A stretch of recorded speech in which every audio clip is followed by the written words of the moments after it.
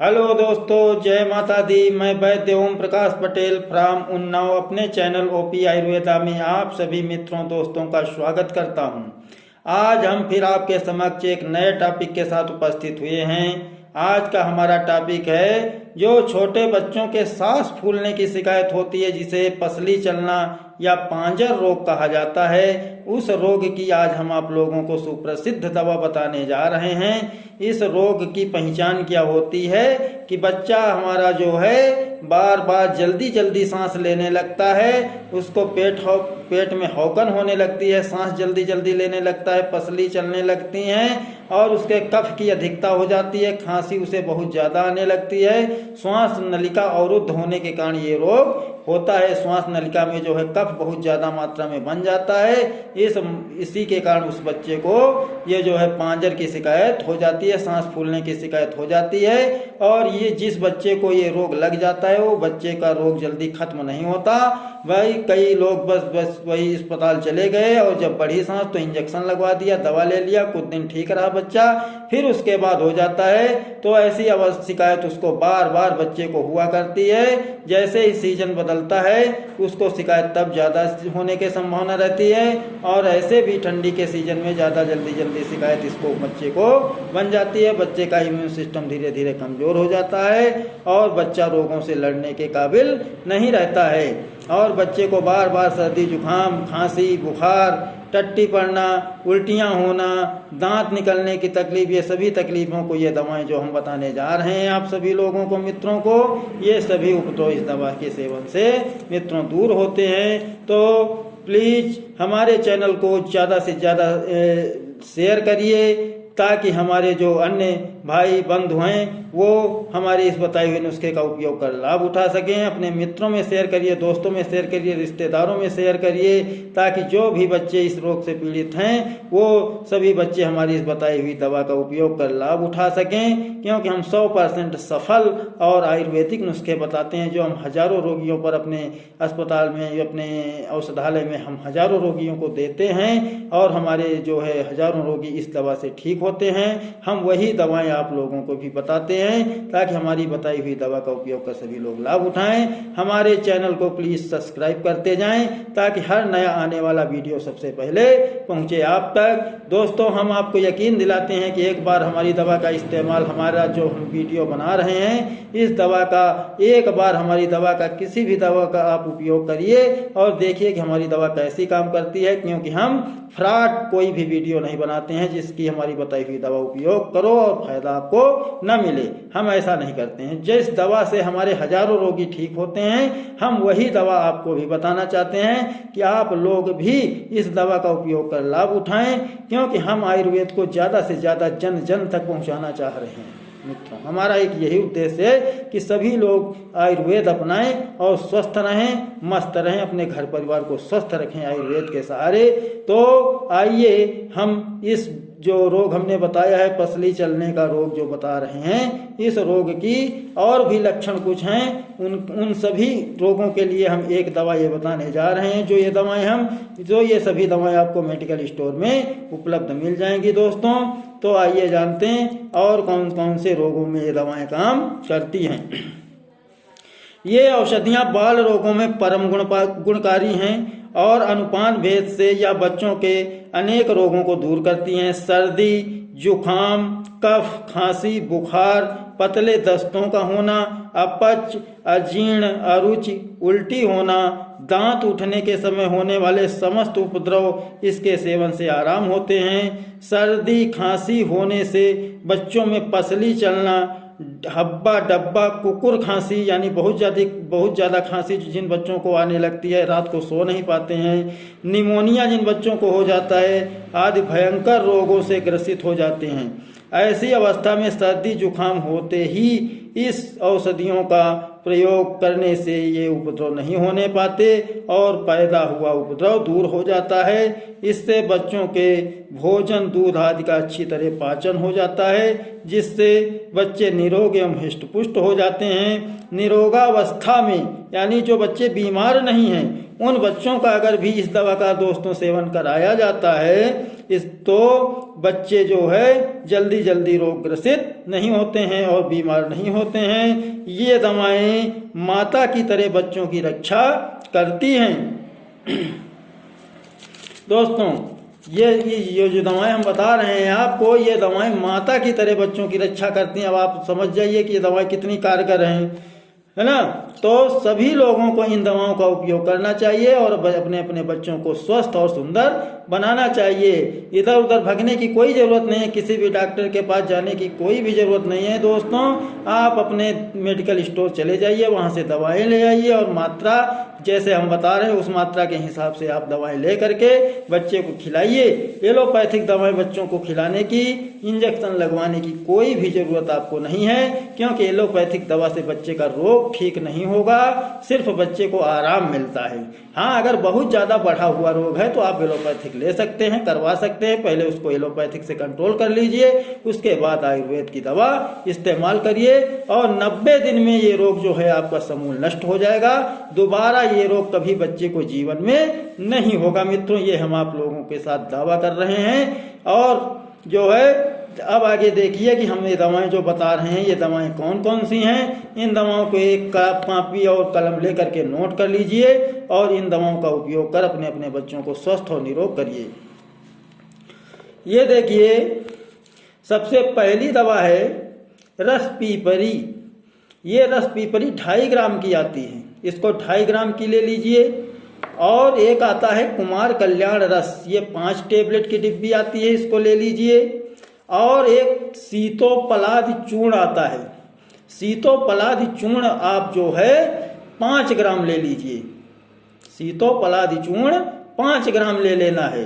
और जिस बच्चे को ज़्यादा सांस बढ़ रही है, जिस बच्चे को ज़्यादा सांस बढ़ रही है, पसली ज़्यादा चल रही है, उस बच्चे को इन दवाओं के साथ साथ एक दवा और आपको मिलाना है, वो है श्वास कुठार रस। श्वास कुठार रस की इसमें 5 टेबलेट ऐड कर दीजिए इसी में साथ में। अब कितनी दवाएं हो गई?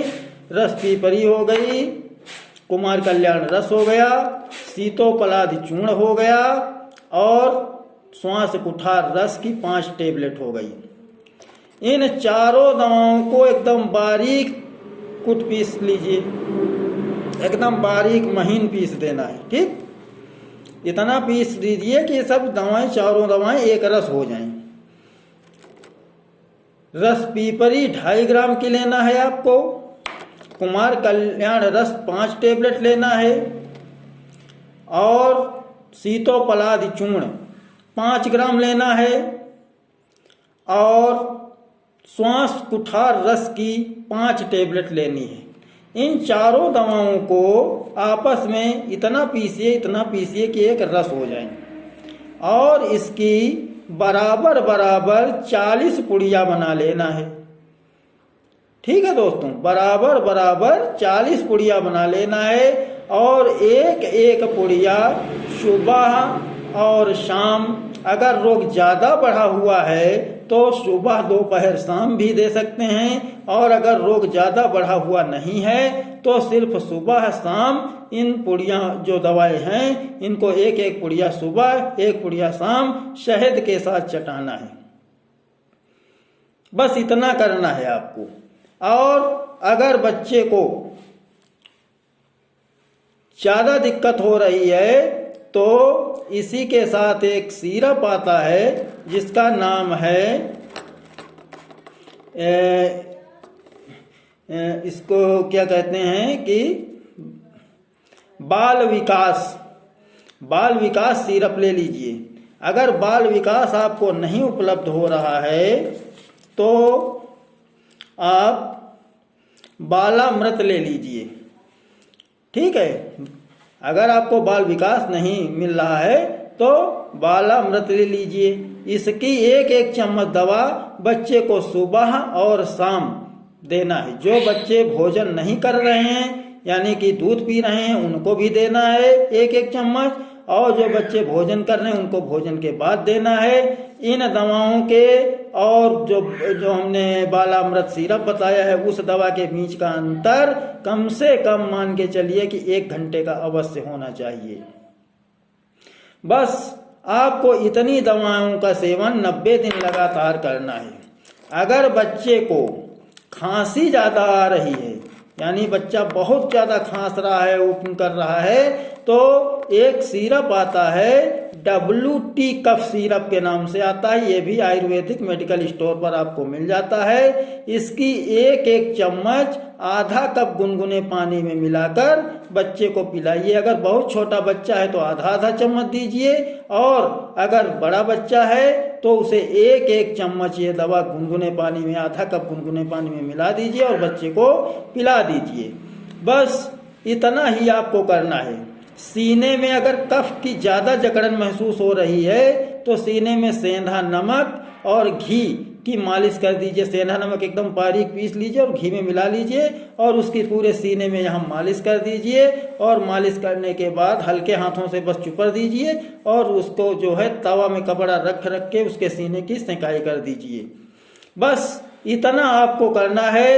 अगर इतना आपने 90 दिन कर लिया, 90 दिन अगर आपने कर लिया तो यकीन मानिए, मैं आपको दिलाता हूँ, पूरा विश्वास दिलाता हूँ कि आपके बच्चे को दोबारा ये जो है पांजर नहीं लगेगा। जो पसली चलने का रोग है, सांस बढ़ने की समस्या है, ये भी नहीं होगी। और जो अनेक रोग बच्चे को बार बार हो जाते हैं और आपका बच्चा बार बार बीमार हो जाता है, ये कोई भी शिकायत आपके बच्चे को नहीं होगी। ये मैं कह रहा हूँ। एक बार हमारी इस दवा का उपयोग करिए और लाभ उठाकर देखिए कि हमने कितनी अच्छी दवा आपको बताई है। ऐसी दवा कोई भी डॉक्टर जल्दी आपको बताएगा नहीं। हम ये दवा इसलिए बता रहे हैं कि इन आयुर्वेद दवाओं को हमको जन जन तक पहुंचाना है। सभी लोग ये जाने कि आयुर्वेद क्या होता है, आयुर्वेद कैसे काम करता है, ये सभी लोगों को जानना है। क्योंकि कुछ लोग ये कहते हैं, कमेंट करते हैं कि वैद्य जी आयुर्वेद दवा तो जल्दी काम ही नहीं करती। तो काम करती है, ऐसा नहीं है कि काम नहीं करती, लेकिन अब तत्काल सोचिए कि नहीं घंटे 2 घंटे में हम ठीक हो जाएंगे, तो ऐसा नहीं है। ये दवा धीरे धीरे काम करती है और प्रत्येक रोग को जड़ से नष्ट करती हैं। ये आयुर्वेदिक दवाओं का ये कमाल होता है कि ये दवाएं जो हैं प्रत्येक रोग को ठीक करती हैं, लेकिन जड़ से ठीक करती हैं। दोबारा वो रोग नहीं होगा और दूसरा रोग हो जाए तो उसको भाई हम नहीं कह सकते।